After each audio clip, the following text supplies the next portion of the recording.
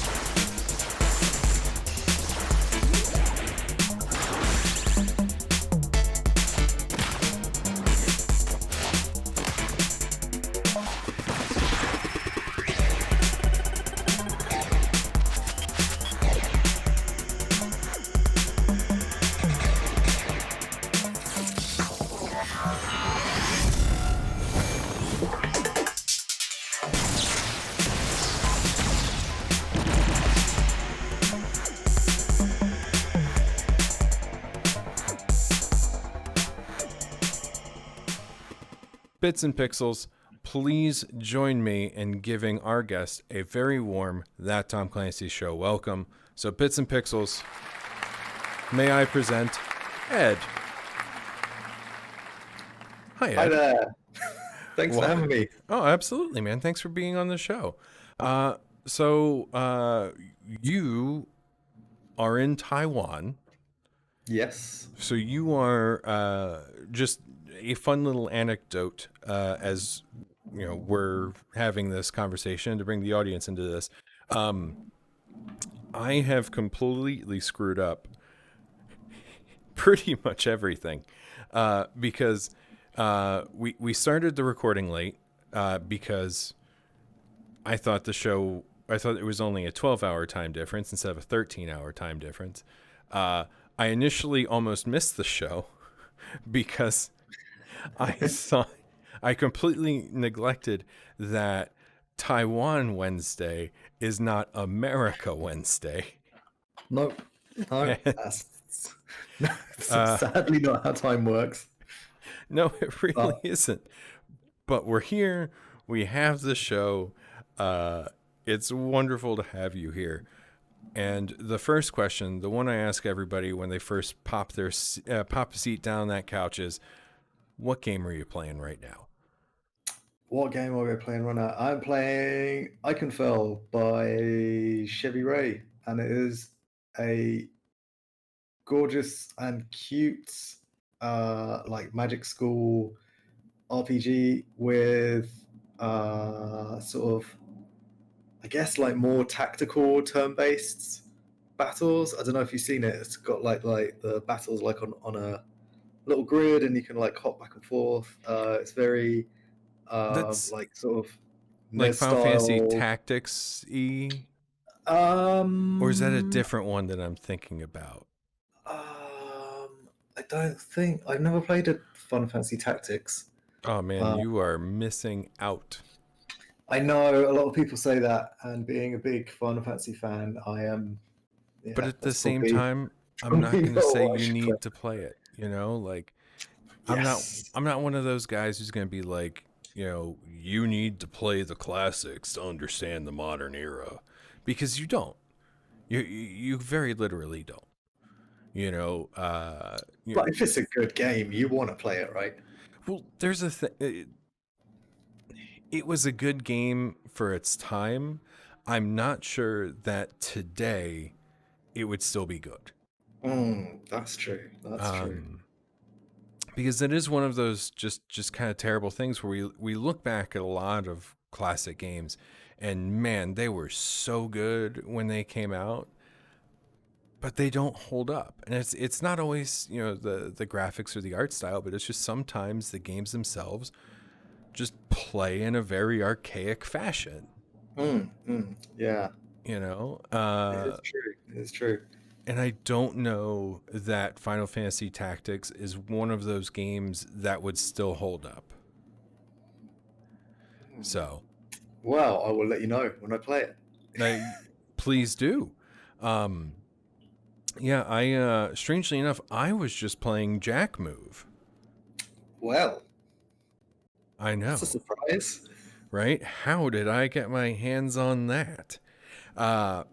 And let me just say, as everybody hopefully caught from the trailer, what really enraptured me with the game is that you found this way. Well, primarily it was also that the animated GIF that you put on the tweet had that little rhythm game Jack Move moment, and I Ah, was yes. like, rhythm game cyberpunk JRPG. I'm all over this. So I was slightly disappointed that there wasn't more rhythm game to it. But at the Oh, same sorry. time, I'm also kind of glad there wasn't more rhythm game to it, because that could have been tedious. Uh, but yeah, it's just, Yeah, it's definitely something a lot of people have asked for, but I don't think it makes the game that much more exciting or engaging. yeah, Like a lot of people are like, oh yeah, like Paper Mario or Super Mario RPG, like they will have that kind of mechanic where you're mashing a button every time you're doing an attack or defending or anything, and it's fun, but after a while it's just like, oh yeah, okay, I've done this 50,000 times now, and it's just annoying. So I would rather go for that, just straight up, yeah. like No, back and forth, and keep everything flowing. And no, that makes perfect sense. Um, you don't, it's a good thing you don't want it to overstay its welcome. yes, yeah, I think, yeah, for the like exciting big, like flourishing special moves, I think it's like an exciting thing to do. Yeah. But yeah, just not all the time. But if you do want to do it all the time, Icon Fell that I mentioned just a minute ago does have that mechanic in. So yeah, that's really good. They also Nice. have like a little nice accessibility option where you can turn it on so you get like the medium hit every time, or you can just turn it off completely so you always get like the perfect input, which I thought was a nice little touch. Nice. Well, unfortunately, we're not really here to talk about those games. I mean, No, sorry. no, it's fine. Because trust me, at some point I will start talking about, I don't know, Destiny or Chrono Trigger, something, because it always happens. But for people who haven't had the chance to play Jack Move, how would you best explain it to them? Jack Move is a cyberpunk RPG with turn-based battles, gritty story, stunning pixel art, heavily inspired by classics of like JRPG genre, like Final Fantasy 7, 8, 9, 10, Golden Sun, Grandia, like all those old like turn-based RPGs. Uh, yeah, heavily influenced by that stuff, but kind of trying to bring it up to a like modern standard in a like real tight package, because I'm nearly 40 and I don't have 40 hours to play these games, so I just want to make like a little short, sweet 8 to 10 hour little just tight RPG. Now, I just want to take a quick moment here as another fellow 40-year-old, or almost 40-year-old. And Final Fantasy 7, 8, and 9 aren't the old Final Fantasies. Are they like 25 years old now? Yes. Yeah, they're old. But the old Final Fantasies are like, 1 through 6. Yeah.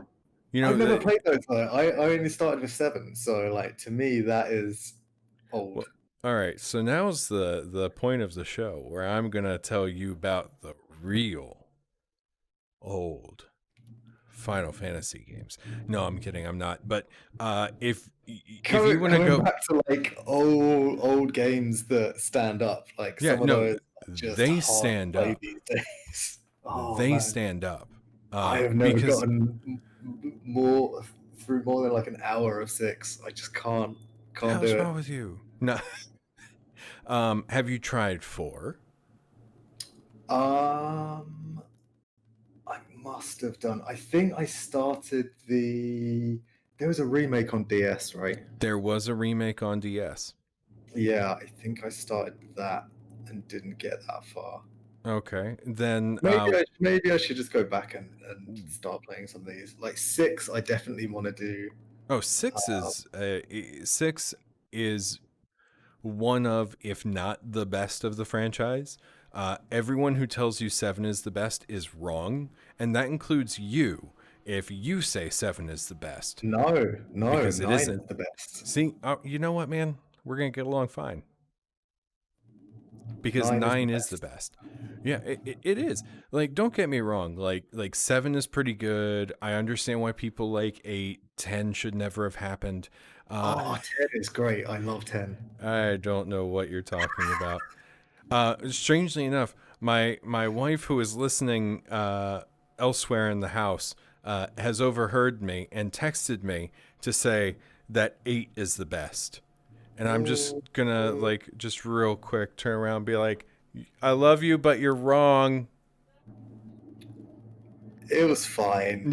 8 is fine. I have like real beef with 8 because like when I first played a Final Fantasy game, I played it with my best friend and we'd like take turns swapping the controller and stuff.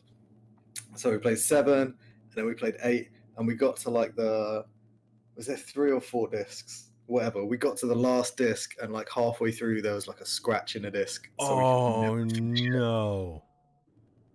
So that's why I do not appreciate 8. Man.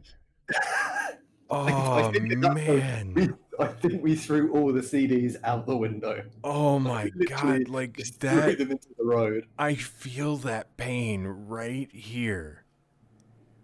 Yeah. Oh God, that's bad. That's like, I feel that pain. Like I have a big fear of heights. I feel that pain for you hitting that point in the game not being playable from then on. Like I feel when I see people in like a movie standing on like leaning over the edge of like a railing on like a super tall building.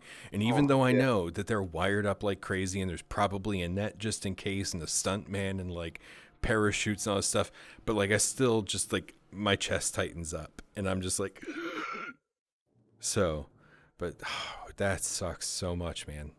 Yeah, not funny.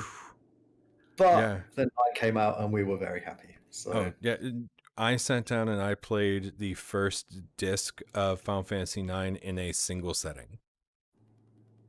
I think we might have done similar. Like I definitely remember the day that came out. We bunked off high school, college. It's college for us, but high school. It was college for me too. I started playing it at 10 o'clock at night on like a Tuesday. And then it was like, hey, please change discs. And I realized it was 5 o'clock in the morning. Oh, man. On great days. I wish I could do that. I wish I could still do that. I mean, yeah. At the same time, though, like as an adult, I kind of like having other things to do as well. You know, like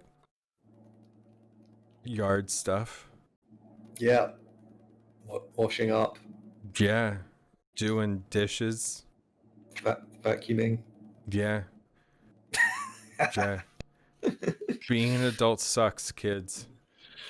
But you can't avoid it. Yeah, it's true. Figure out ways to make it fun.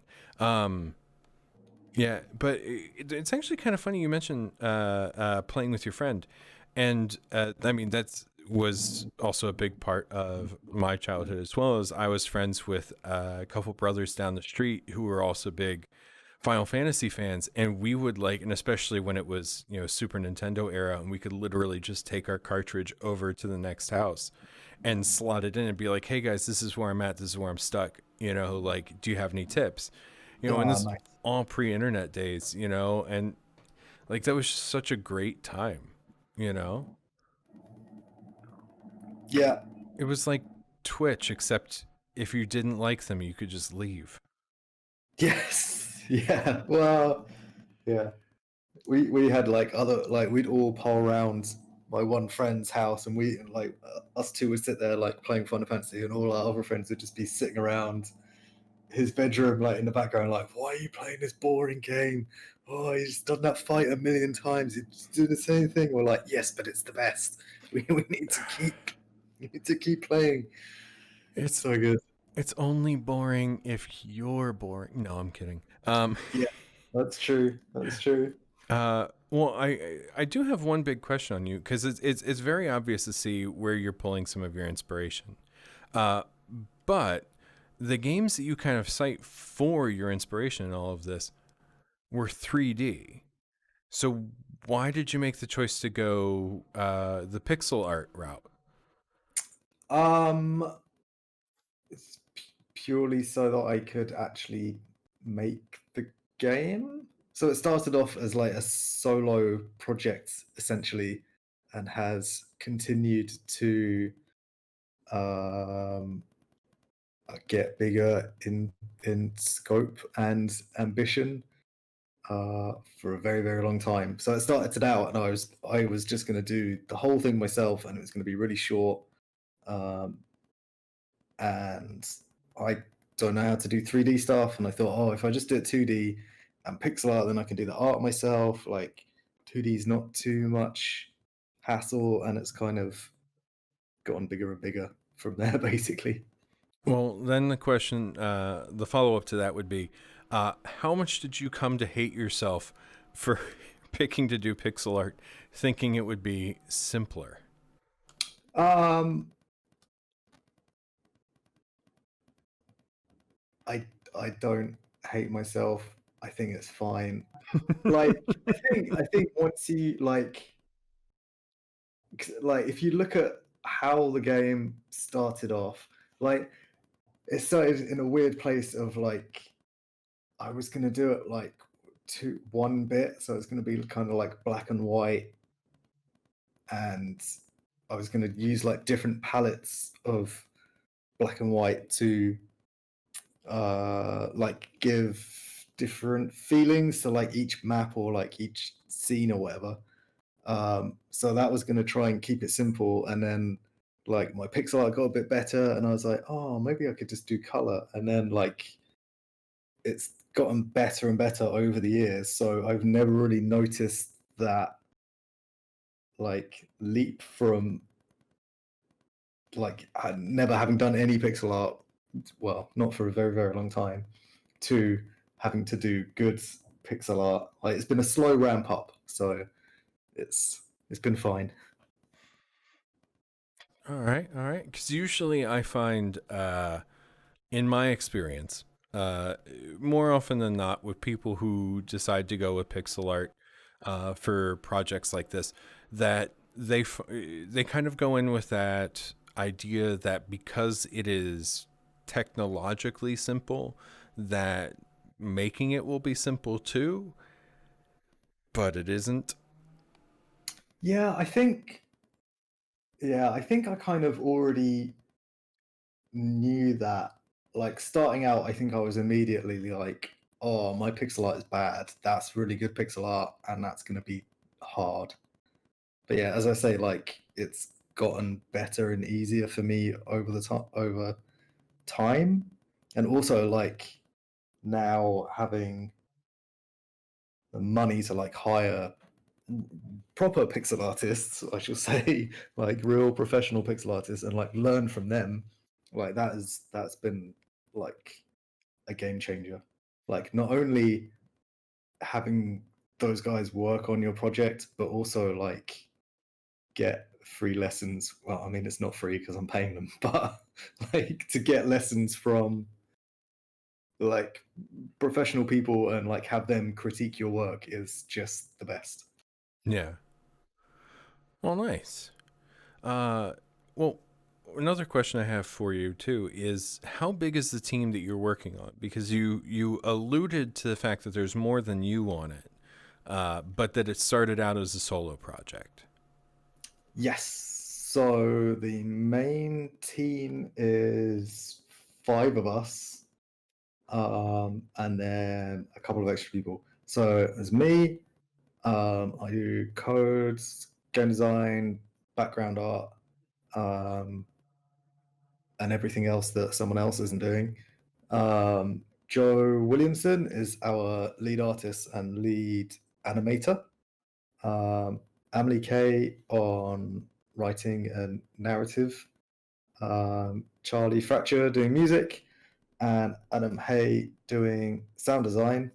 And then Clevor and Tyreek Plummer are doing additional character animation for us. Nice. Speaking of that soundtrack, would you be able to get me a copy of it? It's pretty good. I dig it. Thanks. Um, I think we'll be, that will be coming out at some point, probably with release. Yeah. yeah, It's pretty good. yeah, because you kind of nailed this. It's definitely higher fidelity than you would get on the platforms that your game kind of visually is reminiscent of. Like it's way better quality music than you would get on a Super Nintendo or a Genesis. Mhm. But there is like this great kind of lo-fi-ness to it as well that, kind of like it fills this like almost evolutionary gap in electronic music that never really existed because technology advanced so quickly that it went from like kind of synthy and almost chip tuney and then was just like bam, we're like full blown techno now, and it's just I dig it. Yeah, I wonder. So, like Charlie, that does the soundtrack, I have known for years. I don't know how long now, like 10, probably more than 10 years or so. Sorry, I'm just trying to think how old I am and when I would have first met him. Probably like 10, 12 years ago, maybe. I used to make jungle and drum and bass music. Back in those old days. And I know Charlie from that kind of scene. And he is still doing that and has got his label Astrophonica, and it's still kind of big in like drum and bass and stuff like that. And I always thought that he would, like when I started the project, I was like, oh, wouldn't it be cool to get Charlie to do the soundtrack if this ever like becomes more than just a hobby project or whatever. Yeah. And yeah, when I approached him, he was like well on board with that. And I think he just brings like a really, like he's not a video game person, so he has no sort of concept of like what a video game soundtrack should be. Does that make sense? Like, Oh no, absolutely. I don't think that a lot of people uh, uh, even inside the industry have a good idea of what a game soundtrack actually is. yeah, like it's a hard thing, but like if you think of like I'm trying to think like of an example. I don't know, like an RPG or something is going to have like an overworld theme and blah blah blah, Yeah. and like And it's all going to generally seamlessly loop into itself for hours yeah, on end. And there's there's going to be like tropes and things that if you play video games you would recognize or be able to like pick out or whatever. But like he just has no real idea about any of that stuff, but he yeah, is like his day job is doing like library music and music for like adverts and that kind of stuff. So he's like super talented and very versatile in what he does. And then Yeah. his other job is making this like really hard, like underground, like dance music stuff, like with all these like crazy sounds and stuff. So I just thought he would Yeah. be a great um, a No, I great mean, person yeah, to bring it's like a lot of weird stuff to the project, but without any baggage. yeah. So I like when I ask him to do stuff, I'm like, here's a bunch of weird reference, go for it. So like the theme for our antagonist, I think the reference that I gave him was like one winged angel and some ministry, and like typical like Final Fantasy music crossed with like 80s 90s industrial. And he was like, Okay. yeah, all right.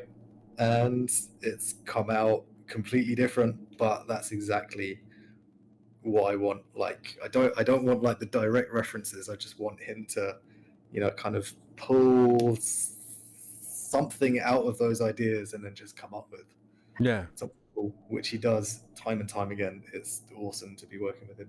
Nice. Well, hey, Charlie, if you're watching, hey, how's it going? I'm Tom. Uh, music's cool. I want to talk to you about it. I need some music for my show. From my social details down in the description below. Hit me up. Nice. I I will know that. pass that on. Oh, that was really smooth, man. I'm just like, oh, the king of. Ah. Oh yeah, man. But no, it's just it kind of sells the overall package that you're going for as well.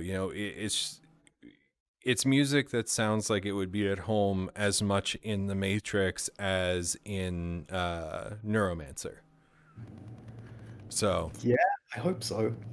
I mean, hey, look, I'm not gonna say that like I'm some big like cyberpunk expert, but I do play a robot on the internet, and that's what I think. If that So isn't punk, I don't know what is. yeah, I mean, it could be more cyberpunk. Like I could like just really like up the grunge factor on the set, lower the lights, but just because it's cyberpunk doesn't mean it's got to be like bad and like gritty. It's a whole big like wide spectrum. Cyberpunk is like a setting and an idea as opposed to like a set of rules. Yes, exactly. It's just generally we see the sprawl aspect of it as opposed to the people who live up in the higher echelons. Yes. So cyberpunk lesson now complete. So I'm just trying to think, like, I feel like everybody who's in our kind of age bracket who's gone into game development in any way or in one way or another has always kind of had this idea of making their own turn-based RPG, which in many ways is like a really cool idea, but also the dumbest idea. Yeah, it's the dumbest idea, and I've possibly taken it too far. Yeah. So, for the people at home, if you could list off a couple of things that have driven home the idea that you just did the dumbest thing imaginable.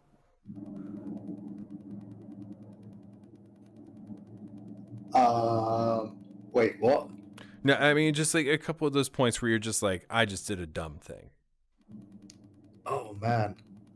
Because Like in what sense? I don't know. I mean, this whole adventure is kind of dumb, but it seems to be working out. So well, that's nice. Because like, I mean, we tend to forget, especially when we're looking at a lot of the classic games and stuff, that they have to be balanced.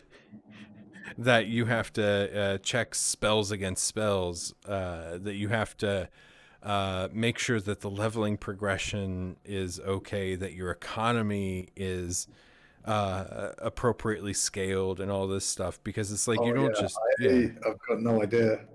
yeah, you Like don't nothing just is like balanced at the moment. Like I have the formulas in there. I on a spreadsheet it works, but a spreadsheet isn't a game. that's true. Unless It's really hard to figure that stuff out until you have the whole game though. Like yeah. I need the whole game there to be able to play through it and check that the leveling is going to work, and that's balancing, right? Is these enemies at the end are too hard, so we're going to bring those down. These enemies at the beginning are too easy, so we're going to bring those up, and then But the question then becomes, too, especially enemies at the end, are they too hard because they're too hard, or are they too hard because you didn't level appropriately? um Because there's so many different factors too that you have to that you have to really consider. so my feeling on that is there's like a set amount of playing that you need to do that does not involve grinding. I think one of the mistakes of a lot of those older games are that at some point you need to grind. Like I think Yeah, that's like bad design. Like why introduce that? Why just not why are you stopping the flow of gameplay in order to make someone grind? Like what's the point of that? So my opinion is that you should have like X amount of battles as you go through, and then like you will just reach that amount as you go. Like if you just have a normal playthrough, then that's what should happen. If you want to go off and grind, become super powerful for a certain battle to make it easier for yourself, then sure. But you should be able to play it just straight through without any issues. okay, I guess that's fair. I just, I guess I'm just looking at it from the perspective of grinding is just a part of the game, because it is a part of so many games. Not just RPGs. I mean, like it's a part of even like Call of Duty now, because of like season passes and whatnot. It's hugely baked into MMOs. Uh, sorry, too much time in MMOs, too many hours spent circling through Ice Crown Citadel, or not Ice Crown Citadel, but just like the Ice Crown Glacier, looking for Serenite and Titanium. Oh. World of Warcraft, man. I'm glad I don't play Yeah, anymore. never play WoW, so uh, lucky escape, I think. you missed when it was at its best, I would say. Uh, I play like the only MMO I've ever played was Star Wars Galaxies, and that was the best MMO ever. And was all did my you? guildmates left to go and play WoW, and I was like, "What are these stupid orcs and whatever? Why are you leaving Star Wars Galaxies, the greatest game ever made, to But go did and you play?" play back in the day when you could be like a dancer at a club and literally just Oh hit like? yeah, Okay, so yeah. you I played did it play from when it was like good. beta. I played from the very beginning, and it was up until like I think just before the first expansion. I think. Yeah, So yeah, when they I changed had everything and I I role played as like a weird little pirate guy, and I had a pirate themed drug shop next to our spaceport in our guild town, and just everything about that game was amazing. nice. Yeah, it's sad that the amazing like social features of that didn't get picked up in other MMOs, and Yeah, only the grinding and grinding, end game rating.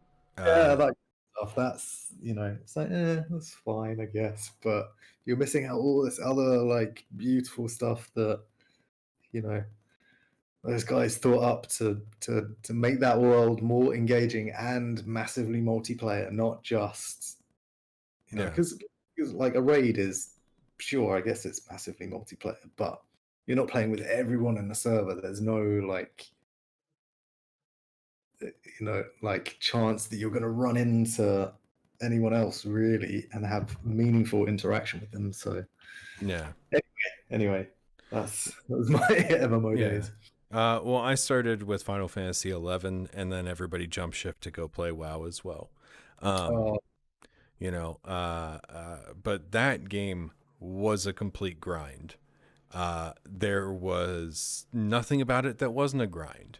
So, yeah, I think that's maybe why I didn't pick that up. but I it think I felt reviewed at the just time like a and was Final like, Fantasy game, except that you played it with other people. maybe I should have played So, it. I mean, because you were members of a party, everybody had like their kind of set role.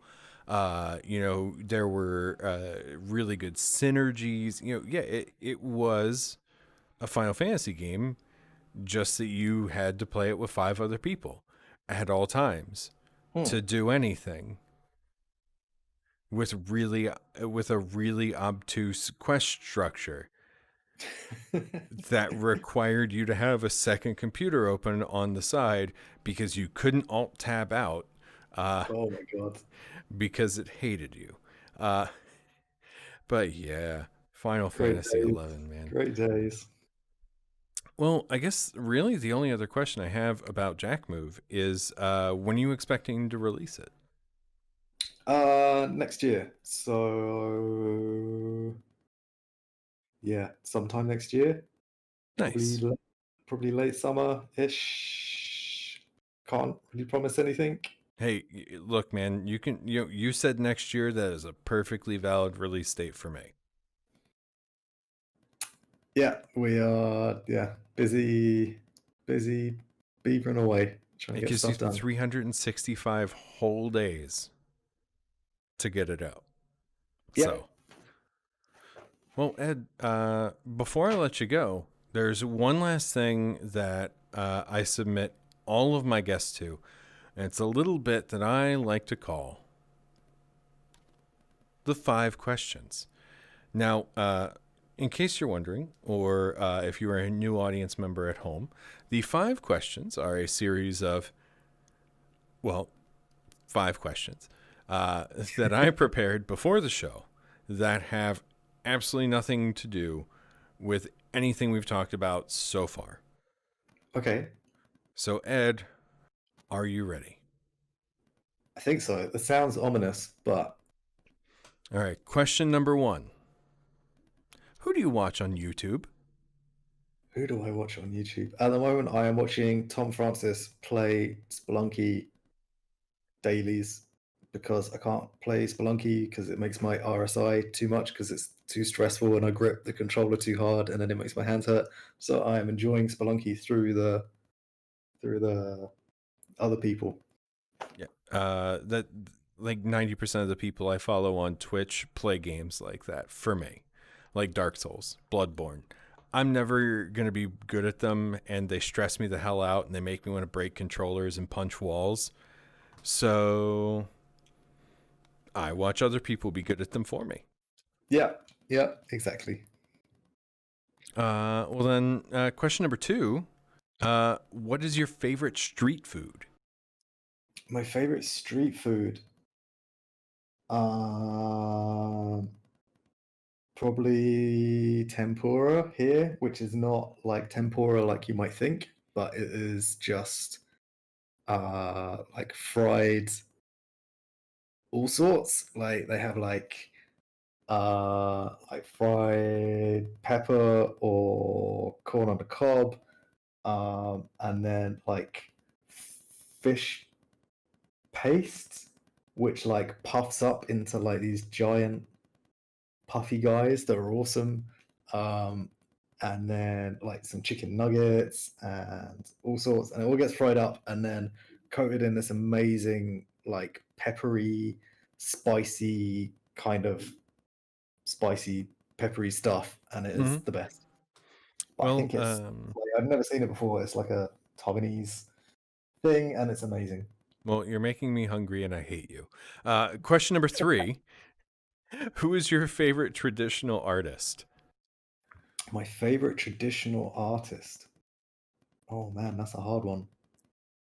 It's not an easy one, that's for sure. I would probably go with like HR Giga, which is probably like a bad, nerdy thing to say. But like as soon as I saw that guy when I was about 13 years old, I fell in love with it, and yeah, it's the best. I He's the best. mean, hey, I'm not gonna say anything about anybody's picking artist unless they like pick somebody who literally draws stick figures. And you most certainly did not. So It's true. so you're fine. Question number 4. Who would win in a fight? The Doom guy or the Master Chief? Doom Guy, of course. Master Chief, what's that? He's just a copy of Doom Guy. Yeah, that's fair, I guess. I think you're wrong, but that's fair. Yeah, But, like that's why we ask these silly questions. Doom is better. Doom is yeah. Without Doom, we wouldn't have Halo. So I mean, without Castle Wolfenstein, we wouldn't have Doom. But, same difference. and Doom is definitely Wolfenstein and Doom really are like the games that put the FPS on the map. But we've had so many different games that have helped broaden that spectrum from just beyond those two. I mean, you have Doom and Quake kind of fall into that same kind of realm, but then you start seeing, Rainbow Six, Halo, Call of Duty, these games that really change up the idea of what a first-person shooter can be. And then you get games like Serious Sam and Doom 2016 that remind you that sometimes you just need to shoot a whole bunch of stuff really fast in one small area. But they all come back to Doom though. Like it's still they're still all the same. They're all just Doom. There's an amazing 3.5 hour review of Doom by Tim. I can't remember his surname. Tim Action Button, which is an amazing watch. It might be 3 hours, but it is worth it. Well, and sir, I'm just going to counter back to you and say that they're all just Pong.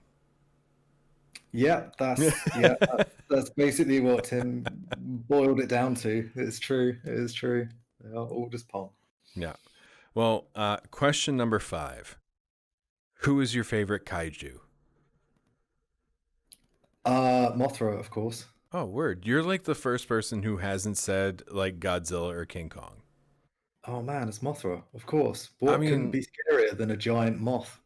dude, don't get me wrong. Mothra is cool, especially like the old classic Toho Mothra. And I don't know if you've seen the new like legendary Mothra, who was a badass. But Mothra is a great one. Personally, I like the design of Gigan. Like that's my favorite. Wait, which one's Gigan? Gigan's the one with like the metal hook hands and the buzz saw in his stomach. Oh, okay, yeah. Yeah, he's one of the aliens that shows up every now and then, like Ghidorah, because there's a point in like the 60s through 70s era Toho where they just like show up because they're like space bounty hunters. The whole thing is very odd. I just Ja- like Mothra because the idea of a giant, terrifying moth is hilarious. It's not even terrifying. Like Mothra is like the one who's like legit trying to save everybody. Yeah. Like Godzilla is trying to Mothra- be good, but he still like blows stuff up. Mothra's all like, "No, I'll figure it out. Yeah, We'll keep this clean." yeah. Mothra's cool. And hey, at least you didn't say Anguirus. I don't That even know who that thing's is. Sorry. he's another like ally of Godzilla, and he sucks. Oh my gosh, you've watched way more Godzilla than I have. You have no idea. I think yeah, I watched a bunch like 10 years ago, but it's been. I actually, because HBO Max has a bunch of them, and I just watched like a half dozen or so Godzilla movies over the last 2 months. Nice. Actually, I tried to watch the actual Japanese version of Godzilla versus Hedorah, or as we knew it in the US, Godzilla versus the Smog Monster. And like one, it gets mad points for being like an environmental film with kaiju in the 60s before like anybody was talking about environmentalism in the mainstream, but it is so bad even by Godzilla standards. So, but like I'm just happy they made it. Well, Ed, it has been so great having you here on the show today. Aside from at Empica on Twitter, is there anywhere else that people should go for updates on Jack Move? Oh, you all should also wishlist it on Steam. Yes. Boom. Please wishlist. It really, I don't know how it helps them specifically, but I do know that wishlisting games on Steam does a very good, is very helpful towards bumping them up in the algorithm. So, and being, as we all know, being higher in the algorithm is just better. Yes, exactly. That's exactly it. Discord.gg/so romantic if you want to come and join our Discord server and get more updates. I post a lot more stuff in there. I try to. It's good discussions about random battles and grinding and all that kind of stuff in there. Nice. So join us if you like that sort of thing. For all of you guys watching who don't feel like listening to him tell you exactly what to type, links down in the description box down below. And hey, while you're on your way down there, why don't you hit that subscribe button, throw a thumbs up our way, and maybe if you're feeling so generous, hit that bell and stay up to date on all the notifications on when new videos drop. Well, Ed, thank you so much for being here today. Thank you for having me, Tom. It has been a real pleasure. Awesome. We got lost at multiple points in the show, but I think we got I think we got some stuff covered. We'll hang out for just a moment. I got to do a real quick thing where I switch to that camera angle and I say to everybody, thank you so much for watching the show today. It's super appreciate it. As I said, you can go ahead and do all that stuff down there with the subscribe, the thumbs up, and the bell. And in case you want to get caught up on all the previous episodes of That Tom Clancy Show, we've got a lovely playlist right up there that's going to have you from when the show started back in May all the way up until today. So thank you all for joining us. Before I go, I'm going to leave you with the same things to say every time. Wear your mask, drink some water, have some vitamins, and be kind to one another because we're all in this together. So thank you all for watching us, and I'll catch you next time on an all-new episode of That Tom Clancy Show. Later.